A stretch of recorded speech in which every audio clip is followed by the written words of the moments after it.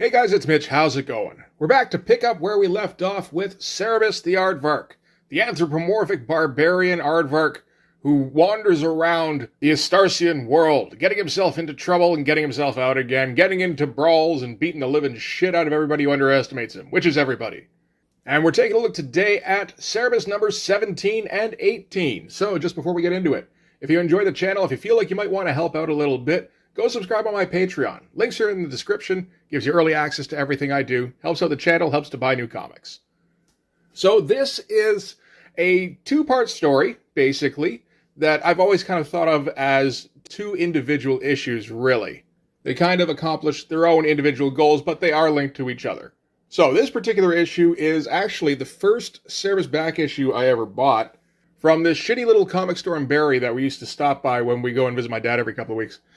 And somehow he'd managed to collect a whole bunch of the first 25 issues and had them up on the wall for like $20 each. And at the time, I would have been like 15, I think, maybe 16. And working at my first job where I got paid like $30 a week to do a little bit of part-time cleanup at a convenience store after school. So I'd save up what I could from that week and go up and I'd buy myself a Cerebus comic. Like a single one. And then go, yay, I have this now. So that's where most of my early Cerebus issues come from. So in this one, we're going to get Cerebus and the Tegittans, which are a Germanic barbarian tribe, versus the fearsome Commander Krull. So let's start off with the cover on this one. Not the most design heavy. Doesn't even feel like he had a huge idea for what he wanted to do on this one. So we've just got, this is our Commander Krull, this is Cerebus and the Tegittans. And at least there's the design element where they're all within Commander Krull's cloak here. And Dave's got his treatment that he's using for the cloaks on this, which doesn't look too bad. For the shadows, it's all right. So this is, of course, right after the Pal New trilogy, where Cerebus was the kitchen staff supervisor for Lord Julius, the Grand Lord of Pal New. Kitchen staff supervisor, of course, was an incorrect title for his actual position, which was head of security, but then that's just how Pal New runs. And while in Pal New, Cerebus was able to foil an assassination attempt and actually foiled an entire revolution, for which Lord Julius paid Cerebus, and Cerebus promptly took off. Because while he was undoubtedly the most capable of Lord Julius's assistants, employees, dignitaries, whatever you want to call it, Cerebus was never going to stay too long in a place that is as political as Pal New. So now he's got his 8 bags of gold that he got in payment. He doesn't have the horse he used to have because it broke its leg, and he spent the last few miles cursing Lord Julius as well as the abysmal quality of his city-bred horses. In particular, he cursed the horse for the city-bred feebleness of its right city-bred foreleg. And in the introduction to the reprint on this, Dave was talking about how this was the height of basically his rendering in the early issues. Because in preparation for the Pal New trilogy, he read a whole bunch of Prince Valiant comics by Hal Foster. And of course, Hal Foster was a perfectionist renderer and is considered like a master of the genre. So these are the last couple of issues where he's going to be focusing on improving the realism aspect and just the detail on every page. From here, he's going to focus more on trying to produce a more stylish inkline. But yeah, so opening up here, we got a pretty strong opening splash. Get our main character front and center. Little bit of background going on, nice focus on the clouds, and of course, raining, which is has happened a few times in Cerebus. It feels like Dave is concentrating on trying to come up with a decent technique for rain, because he definitely didn't have it in the early issues. This particular technique for rain seems to have a little bit of Will Eisner influence. So Dave, again, in the introduction, made a point of saying how Cerebus has done this a few times in his life, where he gets paid a shit ton of gold, and then for whatever reason he can't keep it with him because it's difficult to transport a shit ton of gold. So even though he could live for probably like a year off the contents of 1 bag of gold, he's still a greedy barbarian, and that impulse to grab everything he can still dictates his actions. But yeah, this has probably happened multiple times before, where he's gotten a small fortune, and, spent it for a little while and then just abandoned it, either in a tree stump or dug a hole and buried it. And, there's little caches of gold, probably all over Astarcian, that Cerebus has left somewhere and forgotten about. Pretty nice page here to start off with as Cerebus approaches a hovel. And, he's been dragging these bags for miles, so this is definitely where he's planning on staying. I like the panel border here where it's kind of the terrain. There's no solid panel border, it's just the background. It's a nice touch. And nice way of making the reader follow along as Cerebus progresses through the panels. We also get the sound effect leading our eye as well. Dave's got a pretty good cinematic eye for that kind of thing. So he gets to the hovel and, bangs on the door and demands that the owner sell him his hovel. And the owner of the hovel is like, I own 1.5 acres of prime Parmock vineyards. Where are you going to get the money to? And Cerebus is just like, I got 4 pieces of gold. Take it or leave it. And the little slot on the door slams closed. And the owner of the hovel is only too happy to take the gold because even that is a fortune to someone as poor as him. A lot of impoverished peasants in the countryside in Parmock. Fun little bit here where the wife is going to the husband. But it is raining, husband, and little Theophiles has a broken leg. The husband's like, silence! It's only 10 miles to the inn. The walk will do him good. So now Cerebus has a roof over his head at least. He's got a warm fire, but he doesn't get to close his eyes for more than a minute before somebody else is knocking on what is now his door. One of those fun panel-to-panel reaction shots that Dave is getting particularly good at. So Cerebus goes to check out who this particular visitor is. Turns out these are Tegetans, which, as I said before, are a Germanic barbarian race. And they're planning on assaulting Palnu, which is where Cerebus just came from. And they were wondering if they could maybe use his hovel for a headquarters.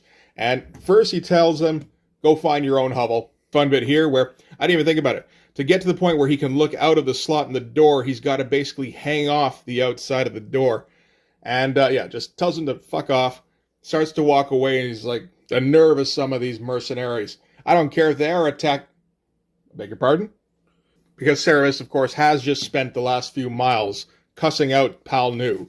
So now that he hears that some mercenaries are trying to conquer it, maybe he could hear a little bit more. So he invites them inside, and the talkative one here, Guder, tells him about their plan to assault the city. And while Cerebus is listening, he realizes he can't find a flaw in Guder's plan. Guder is a caricature based off of the character Colonel Clink from Hogan's Heroes. Dave around this time is really trying to work on his caricature game, I think. Guder explains that the first step they're going to try and do is to conquer the city of Flurrock, which is on the border of Palnu. And Cerebus says, okay, wait a minute, but if you're going after Flurrock, that means you're going to run across Commander Krull.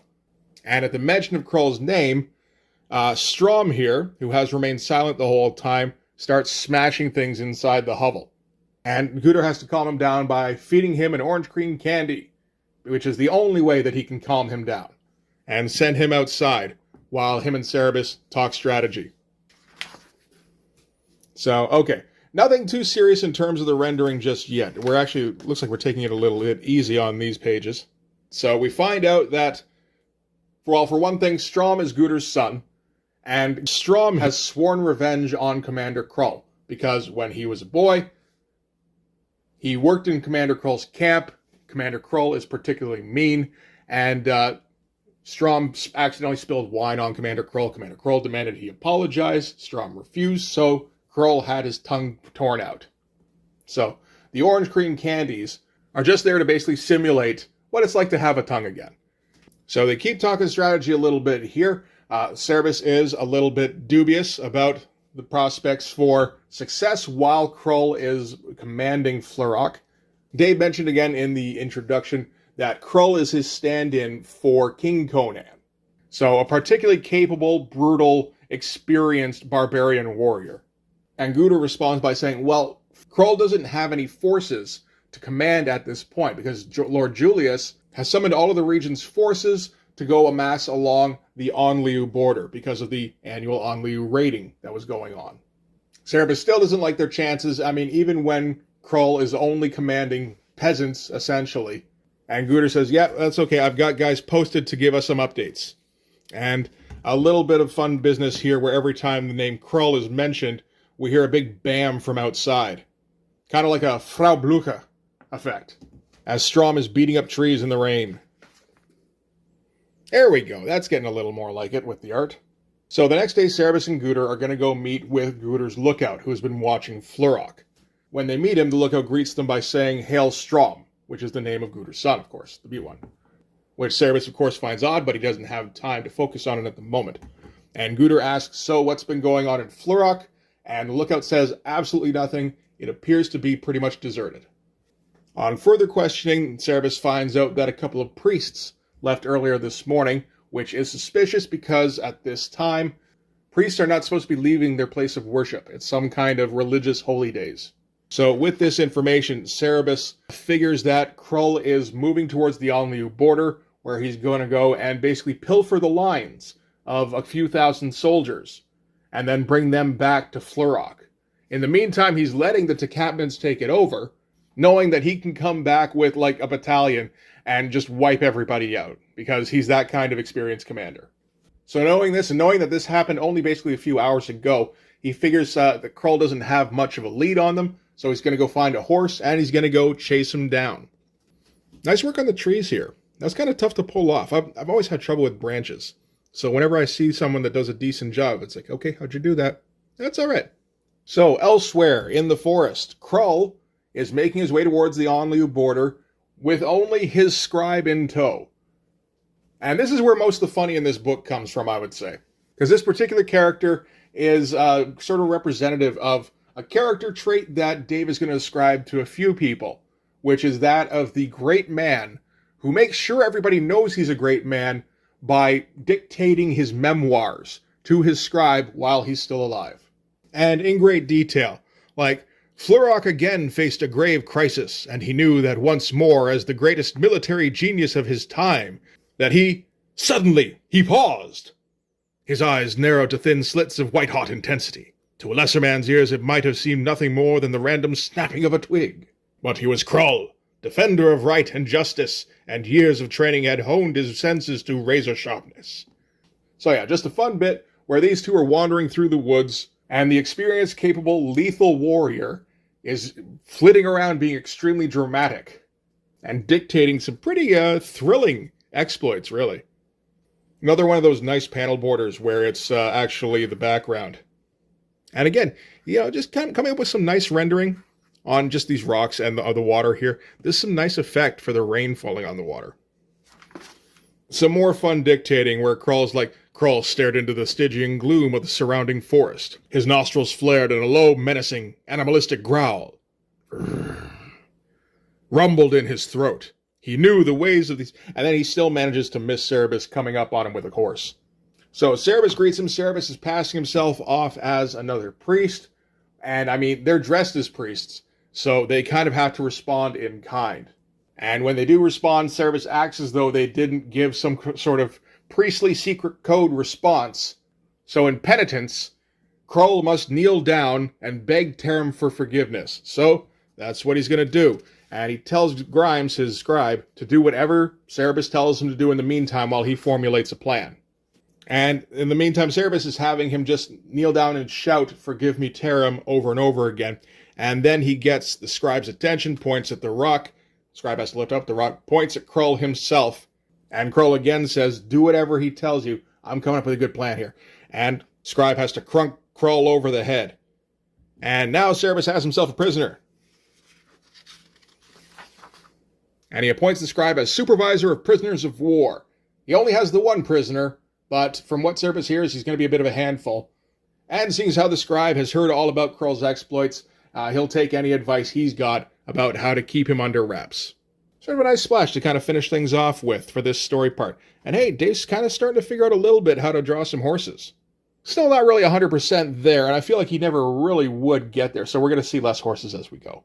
And then to end things off with, we have just a little exchange between Lord Julius and one of his advisors, where the advisor tells him that Flurrock has been sacked by Tegitan barbarians, and Lord Julius is going to go and find one of his political enemies to put together an army to go and take back Flurrock, because he figures if the commander of his army is going to get slaughtered by a bunch of barbarians, he wants it to be entertaining at least.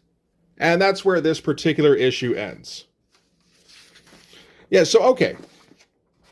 While Dave did say that about the increased rendering, there wasn't as much of it as I thought. I mean, a lot of it takes place either at night or in the rain, so a lot of it gets obscured. The figure work in the faces has improved quite a bit. So maybe that's what he was talking about. I got to assume that's the case. His expressions are getting a lot better. And like these close-up shots of like Krull here are pretty good stuff. With the scarred up. Like this shot here is great. He's getting some dramatic lighting in on some of these guys. And I think really figuring out how and where to put his blacks so that they don't, overlap and make the image sort of confusing. It's pretty good stuff.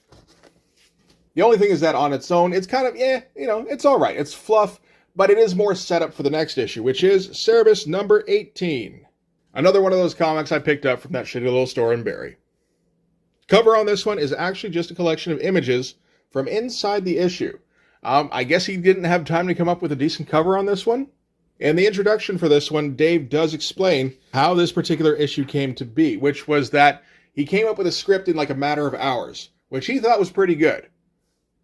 And then, gave it a day where he just kind of vegged out, came back to the script, and realized it was long and meandering and involved Cerebus looking for ways to attack Pal Nu, where he's sitting in a library and going over maps and scrolls and books and all that kind of stuff, and all of his Tagetan warriors around him keep disappearing because it turns out that the house they're staying in, it belongs to some merchant who had rigged it all up with like traps and secret doors and everything. And there's a lot of like, oh, where'd he go? Where'd that one go? I just saw this one here just a minute ago. And at the end of it, the merchant was going to come out and, Cerebus would, of course, defeat him somehow.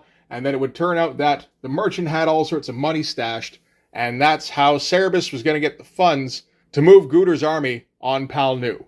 So after reading that, he's like, I don't know about this. And tried to put together scripts. Came up with it sounded like 40, 50 pages worth of scripts.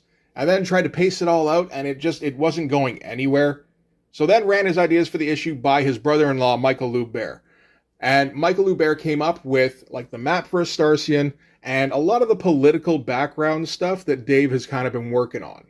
And spitballing, Dave asked him, okay, what would the scene be like after a barbarian raid? And he's like, well, it'd be kind of fucking horrifying, really. Just lots of dead bodies everywhere starting to putrefy. There'd be people getting tortured. Just everybody be screaming. And, it'd be, just a fucking abattoir, really. And it's like, yeah, that's a great way to start a comedy book. But it did lead him down a path that'll lead him to this completed issue here, which is actually an issue I like quite a bit from the first 25. So we're going to start things off in Flurrock.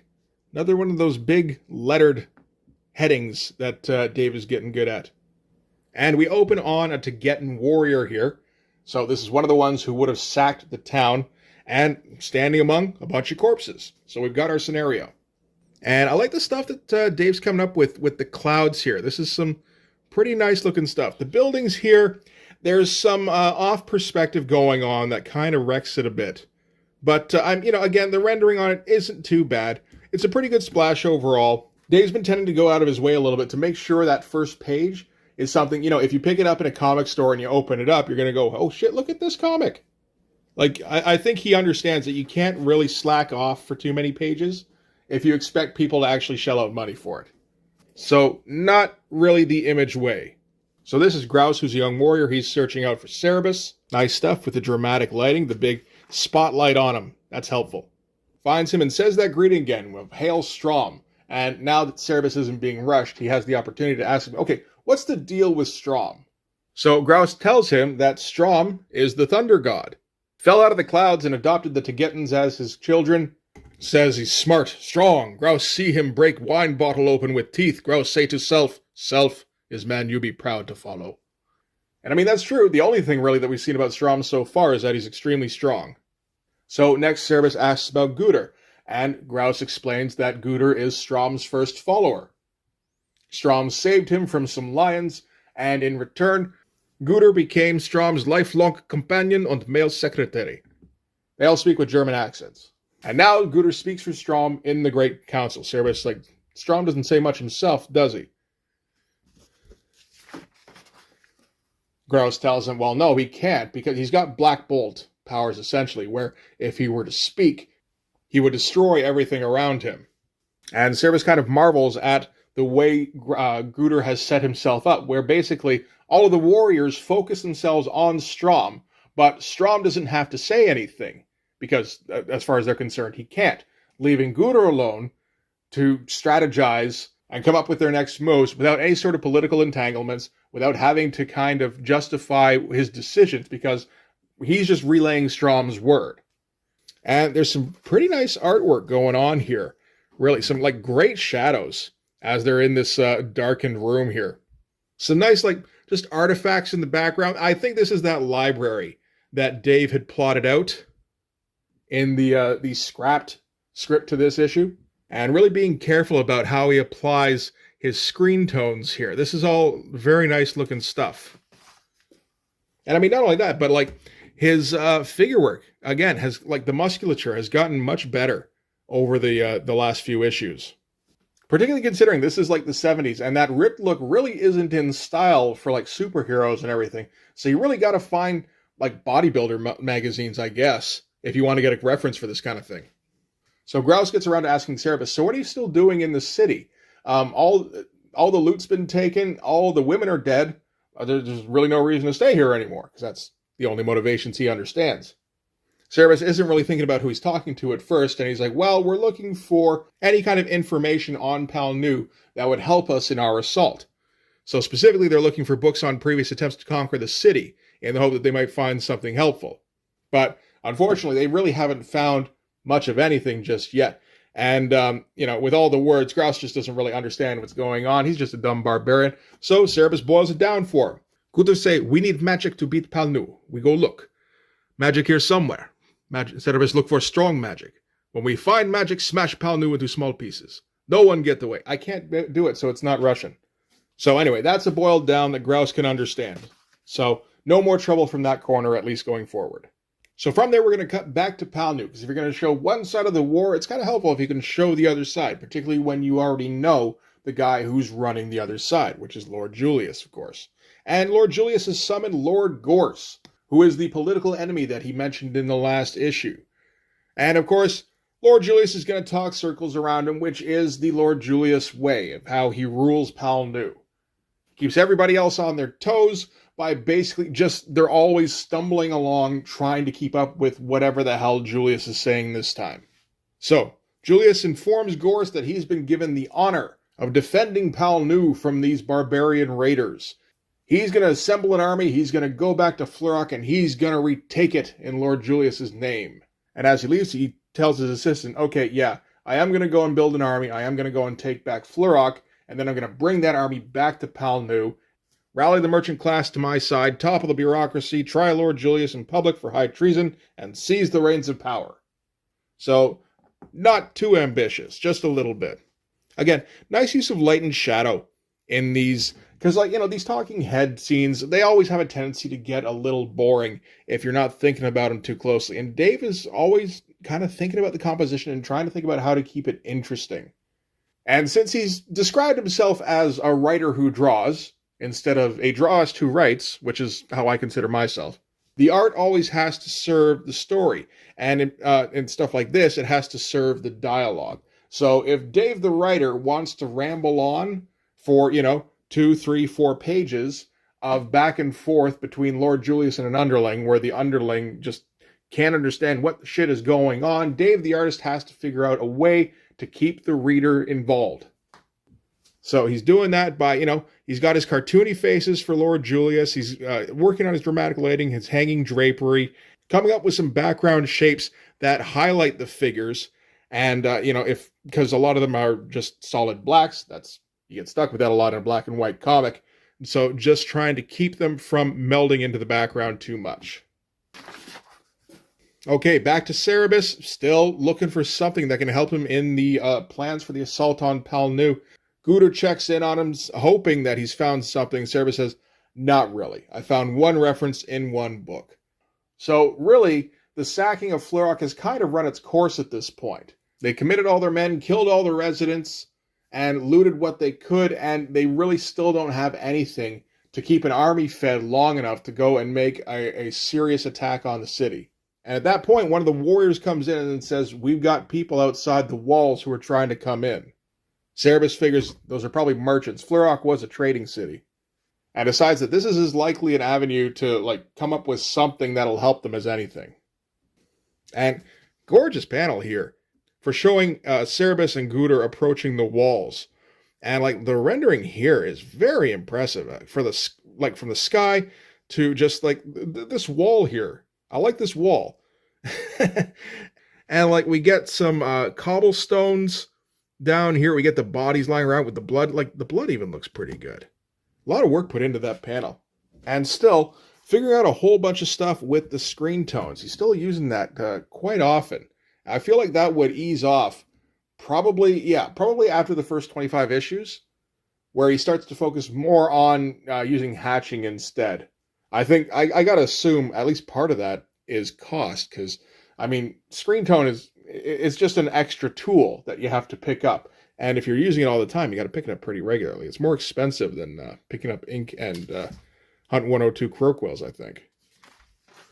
So they check outside the walls here. Yep, and it's a bunch of merchants with their mercenaries. Again, great looking backgrounds. It's just like fields surrounding the city, but like there's a lot of thought put in here.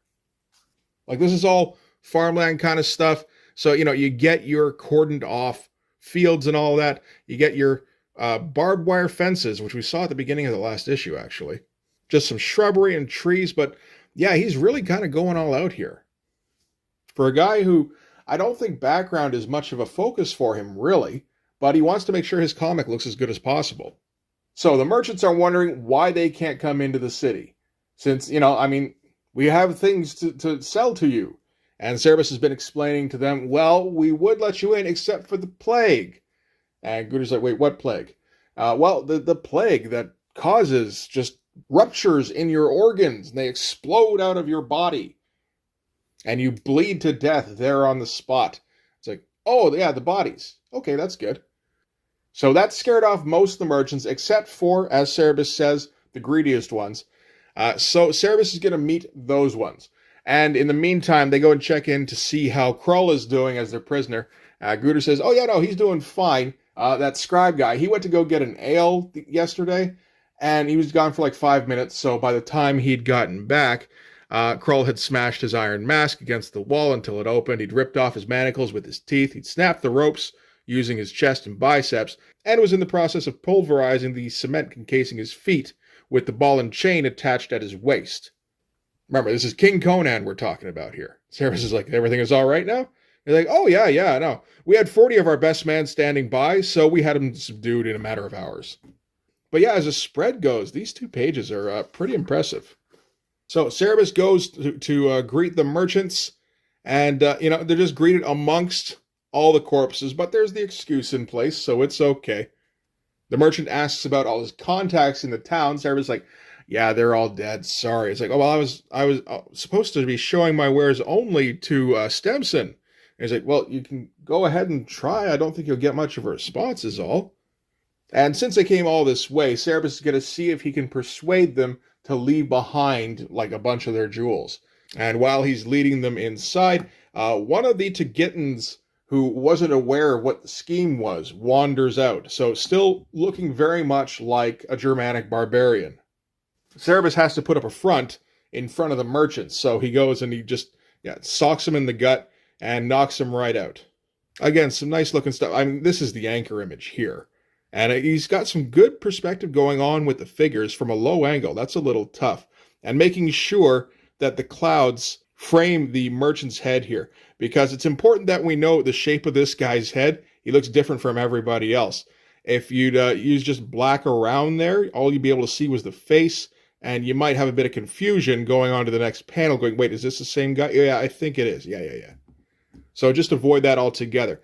And, you know, the effect he comes up with is still pretty nice. So after knocking out the Tagittans, the mercenaries are convinced that everything's okay now. The Tagittans are a little more concerned. So Cerebus is going to have to explain to them what the fuck just happened on their side of things. They can't understand what's being said between Cerebus and the merchant, so Cerebus just has to come up with another thing quick on the spot, which is what Cerebus is best at, apart from kicking ass.